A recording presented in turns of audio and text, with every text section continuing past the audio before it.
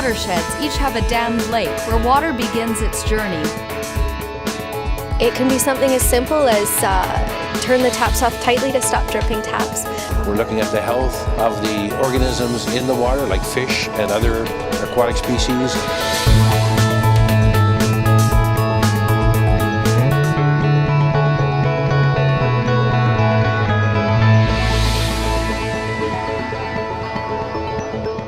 Welcome to the Sustainable Region. I'm Vanessa Timmer.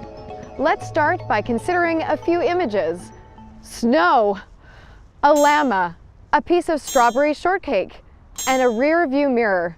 What do these things have in common? Water.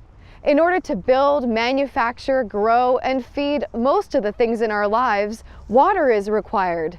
It is so essential, yet we often take for granted our reliable supply of clean, potable water. Where does our water come from? And what happens when we're done with it? I'm Dagmar Timmer, and today we're going to look at the water cycle and how our uses of water feed into that loop. Water is continually evaporating from water sources such as puddles, oceans, creeks, even your fish tank. Plants also emit water vapor. All that moisture rises up, condenses, and forms clouds, and then comes back down as snow or rain. The moisture filters through the ground to collect again in rivers, lakes, and oceans, and evaporation continues the cycle. It's a closed system, so the water from millions of years ago is the same water we have today. You might have heard that our bodies are 70% water. Just think that your body water has likely spent time inside a Tyrannosaurus Rex. Today, less than 1% of the world's water is readily available for human use. Our domestic water system looks like this. Water flows through a screening and disinfection process. Then we use it in our kitchens and bathrooms, and also on our lawns, in manufacturing processes, businesses, and more. Once it goes down the drain, it flows to a treatment plant where most of the pollutants are removed. After that, it returns to nature's cycle of collection, evaporation, and precipitation. We're going to take a closer look at this system, and we'll start at the top with our drinking water. Let's go to the source and find out where our water comes from. Our tap water comes from watersheds which have creeks, rivers, rainfall, and snowmelt. It collects in large lakes in the 3 mountainous areas surrounding Metro Vancouver. This water comes from right here, high in the North Shore Mountains. The 3 geographic basins are called the Capilano, Seymour, and Coquitlam watersheds. They're close to public access, and together they comprise 585 square kilometers. The 3 watersheds each have a dammed lake where water begins its journey with screening, disinfection, and testing. The newest treatment facility is located below the Seymour Dam, and when completed, it will filter Seymour drinking water. This new facility will eliminate turbidity, reduce chlorine requirements, and ensure the water meets Canadian drinking water quality standards. I'm here above the 24 tanks where water will be filtered. Howard Dallimore is part of the project management team overseeing construction. Hi, Howard. Hi. Can you tell me a little bit about what's going on in the tanks? Yeah, this is a filter tank that, right at the bottom of it is about 300 millimeters of sand. And above the sand is 1.7 meters of anthracite. Anthracite is a type of very hard coal. And what does the anthracite do? Water moves slowly down through the filter, and as it does, any particles in the water, such as silt, organic matter, bacteria and viruses, are trapped in the filter bed. Do the filters get clogged with debris and other materials? Oh yes, they do. And about every 2 days, it's necessary to backwash the filter. Does that get rid of all the bacteria? Pretty much all of it, say about 99.99% of the bacteria. So after the water's filtered, it flows through an ultraviolet reactor where it's exposed to ultraviolet light. And ultraviolet light has an effect on the DNA of bacteria and viruses and effectively neutralizes them. Thank you very much, Howard. Oh, you're very welcome.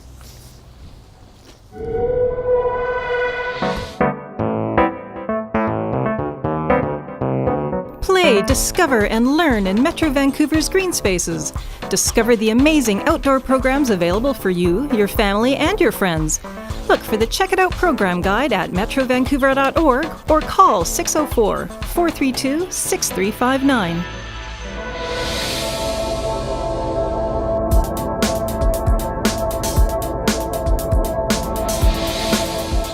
Welcome back to the Sustainable Region.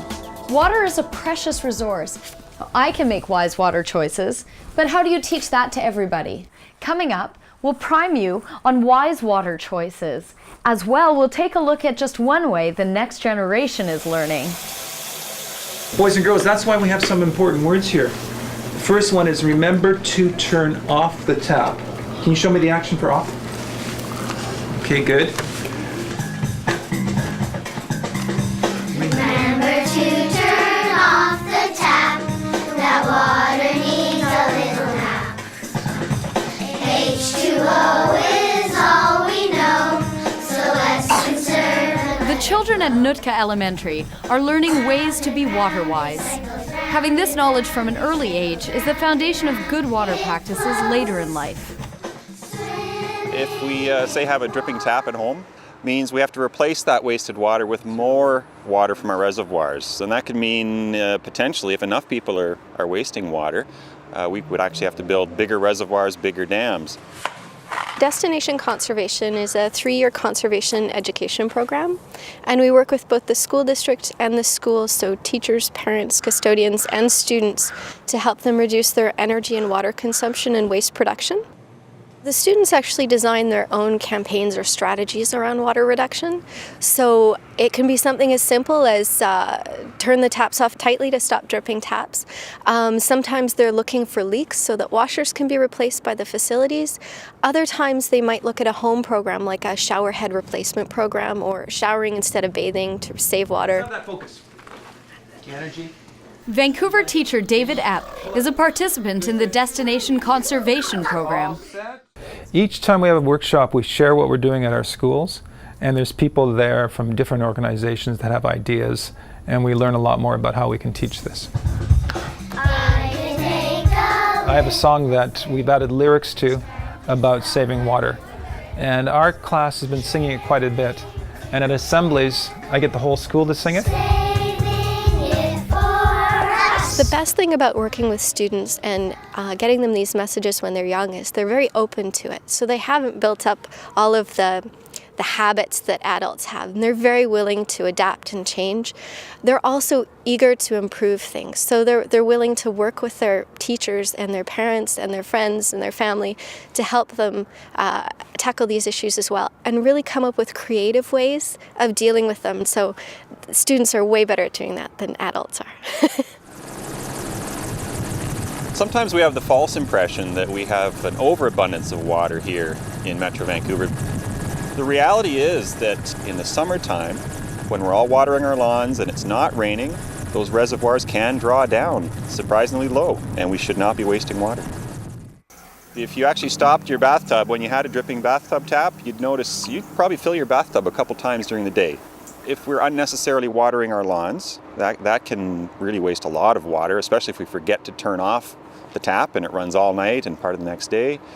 One thing I noticed my own kids doing, running the tap to get cold water, especially in the summertime. It takes a long time to get cold water in the summertime. A lot of water can run. What we do now, we keep a jug of cold water in the fridge, no more running the tap. So, boys and girls, what's the action here? Next action, show me swimming. Swimming in water. Well, I hope kids have an awareness that water is really valuable, and it's going to become more valuable in the future. I want them to realize when they leave taps running, and just noticing how we waste water. There are a number of ways that students can learn about water conservation and water wastage, and certainly there are great activities out there that teachers can bring into their classrooms, some of them provided by Metro Vancouver. The difference with us is that we really challenge them to look around in their own community, in their own spaces, and find what they can do to make a difference.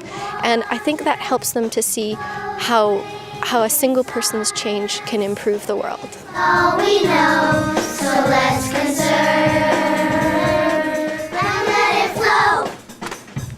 Nice. When it comes to pollution, every home is a waterfront property.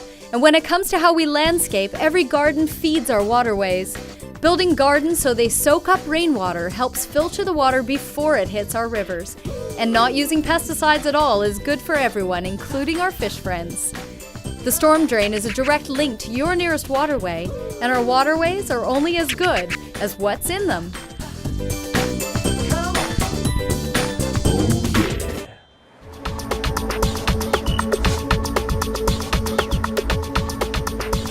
Welcome back to the Sustainable Region. Underneath this parking lot at Queen Elizabeth Park in Vancouver is Little Mountain Reservoir. This large pipe is in the valve chamber here. They regulate the water flowing in and out of the reservoir so that homes and businesses receive a steady and reliable water supply. A big player here is gravity. Every day, more than 1 billion liters of water flows through reservoirs, pumping stations, and water mains. There's quite a bit of equipment used in our water system. On the supply side, we have reservoirs, dams, some very large pipes taking water from those reservoirs up in the mountains down to reservoirs here in Metro Vancouver. And then from there's more pipes that take the water to our homes and businesses. Here are the 3 watershed areas north of Metro Vancouver. In general, the Coquitlam Reservoir serves the eastern municipalities, while the Seymour and Capilano water flows primarily here to the western part of the region. A large east-west transfer pipe allows water to be moved between the areas if there's high turbidity. As water flows through the system, chlorine added at the source gradually breaks down, creating the potential for bacteria to grow. To preserve the quality, the water is rechlorinated at secondary disinfection stations along the way. This is the last step in water's journey to your home or business. At this point, Metro Vancouver hands off the water to local municipalities. City of Vancouver crews are installing a municipal water main. These pipes are only 8 inches in diameter, but there are a lot of them. With this final step, water flows from our taps. In recent years, an alternative choice has been bottled water, but there are hidden costs. We have a tremendous problem with the number of plastic bottles in our landfills. And some people say, well, I use mine over and over. The problem with that is that the chemicals leach inside. The production and transportation of bottled water contributes to greenhouse gas emissions. And to produce 1 liter of bottled water, 3 liters of water are required. People all over the world would give their right arm to have the water that we have here.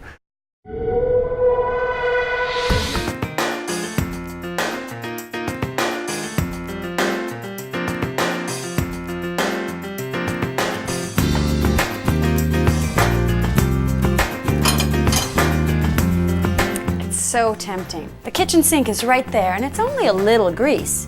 But before you dump it down the drain, take a look at this. Now that's just nasty. Every year, the GVRD spends about $800,000 on labor and equipment just to keep our sewer system free of grease buildup. But there is an easy way you can deal with your leftover grease from cooking. Just pour it into an empty milk carton, and then that can go into the garbage. You can keep the carton in the fridge until it's full. We need to think about what goes down the drain because it all ends up somewhere. And you don't want me to show you that video again.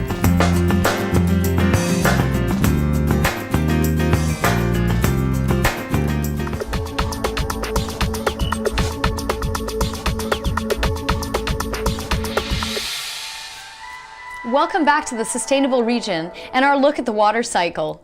Oof, dishes. Well, this is one water use I wouldn't mind seeing less of.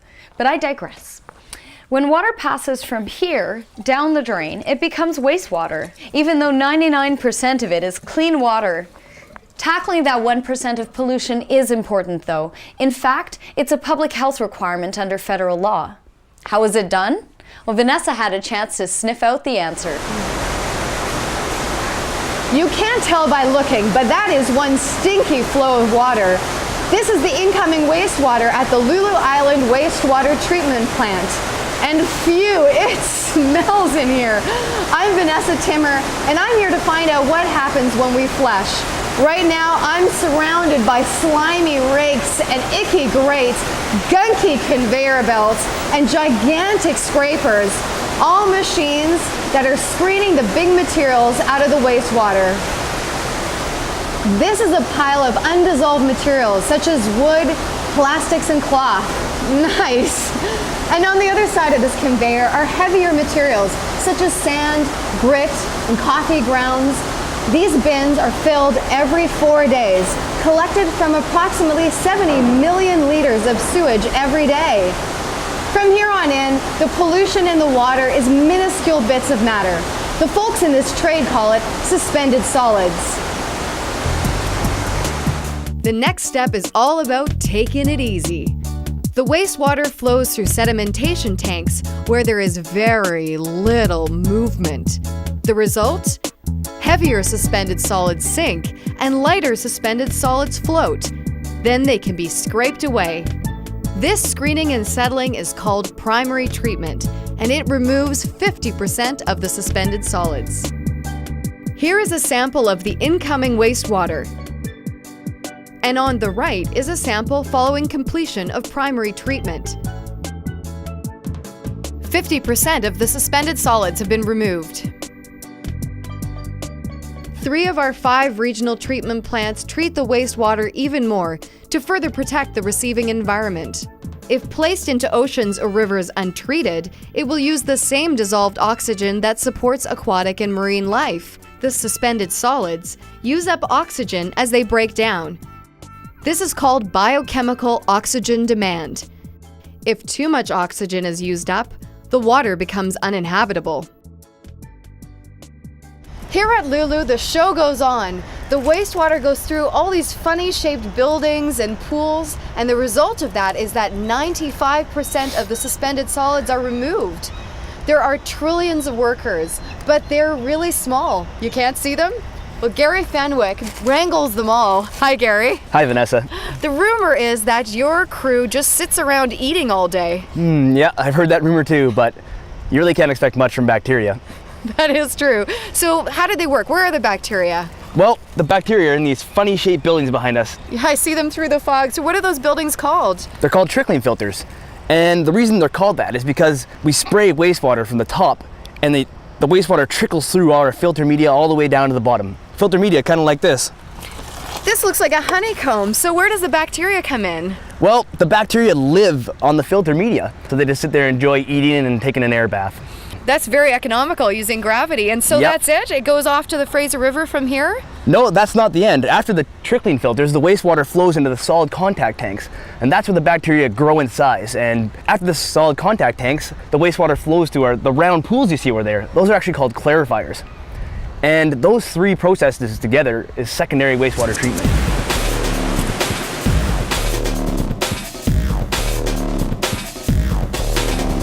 To explain more about secondary treatment, I'm here with Harvey Schneider, who's the operations foreman, and Harvey's taking a sample. Where are we now? We're at a solids contact tank. Solids contact tank, that's an odd name. Where's that referring to? Well, here the solids are coming in contact with our bacteria. Harvey, this is a very murky sample. Are there lots of bacteria in there? We have a lot of bacteria here. Yeah. They're hard at work consuming the last of the soluble organic material, and they're clumping together. And why is it so bubbly? These bacteria need oxygen to survive, so the bubbling you see is where we're adding air. We're also adding the food or the secondary sludge. When we combine the 2 together, we call it mixed liquor. Mixed liquor, that sounds like bacteria good times. They're having a very good time in here. They're eating a lot of food, they're reproducing, and they're forming large particles that we call flock. And what happens to the flock? Flock, when the particles get larger, become dense, and they want to settle out. Right, so this is gravity at work here, just like we saw in the primary treatment. Exactly. And where does it go from here once it's settling out? From here it goes into a clarifier. The flock will now settle to the bottom, and then the top is where we decant the final effluent where it heads to the river. In the summer months, when there's a lot of recreational use in the river, we disinfect the effluent. for the cranberry harvest, we've had to increase the season to the end of October. We also have to remove that last remaining chlorine, so we will disinfect with sodium bisulfite.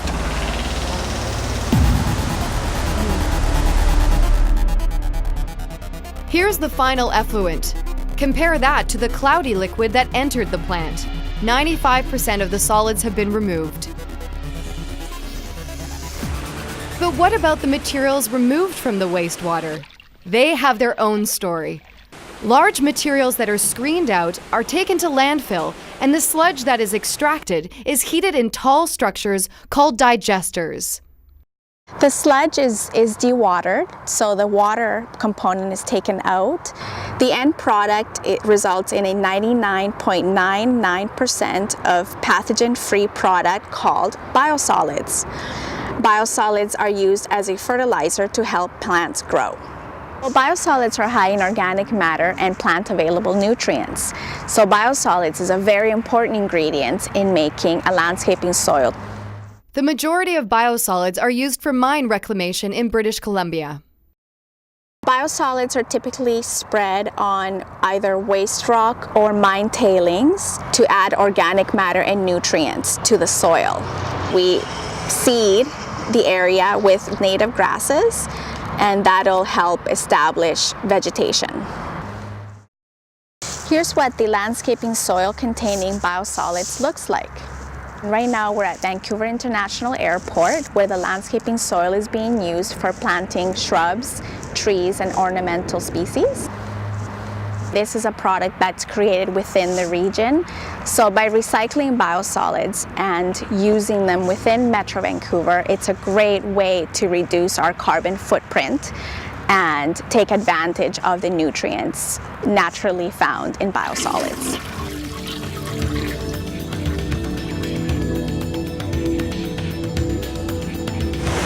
Here's where the wastewater flows out. And that's basically it for the wastewater treatment here at Lulu. To recap, I'd say that gravity, buoyancy, and bacteria are the main players. So the next time you're on the throne with nothing to read, you now have something to think about. When it comes to pollution, every home is waterfront property. When it comes to runoff, every storm drain and ditch run directly into rivers, streams, or oceans. Runoff can carry a nasty stew of chemicals, from pesticides to soap, oil, and other car droppings. Never dump toxic material into a storm drain, because the storm drain is a direct link to your nearest waterway. And our waterways are only as good as what's in them.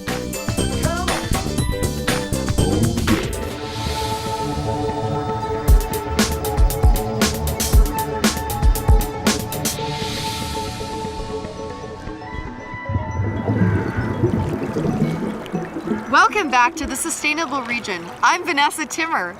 On this show, we go to great depths to explore the water cycle.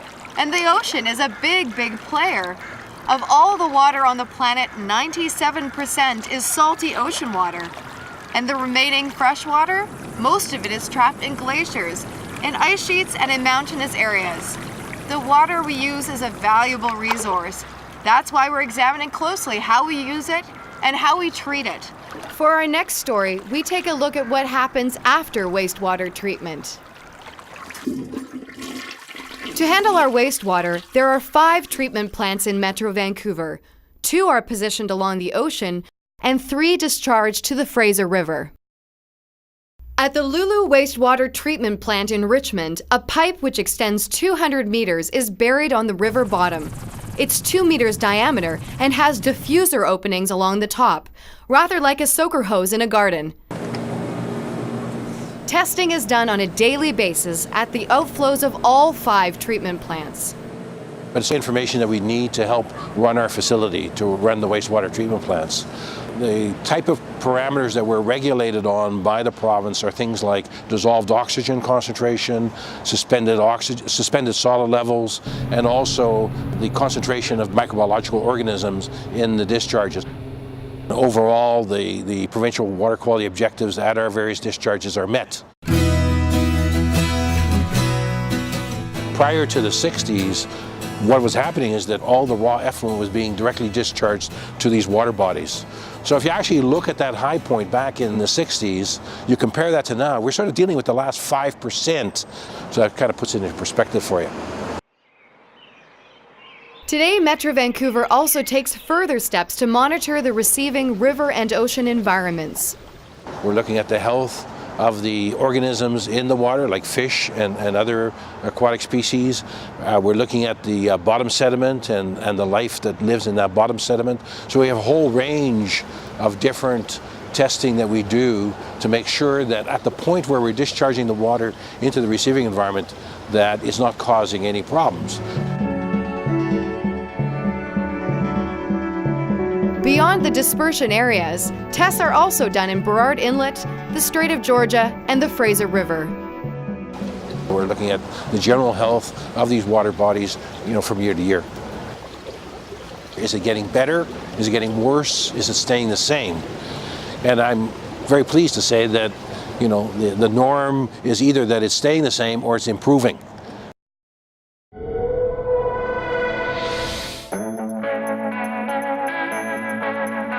So there you have it, water, from mop top to ocean bottom. We've investigated the water cycle today and hope you enjoyed the show. Perhaps we've whetted your appetite for more. Let us know. Call us at 436-6794 or email us at sustainableregion@metrovancouver.org. For the Sustainable Region, I'm Vanessa. And I'm Dagmar. Thanks for watching.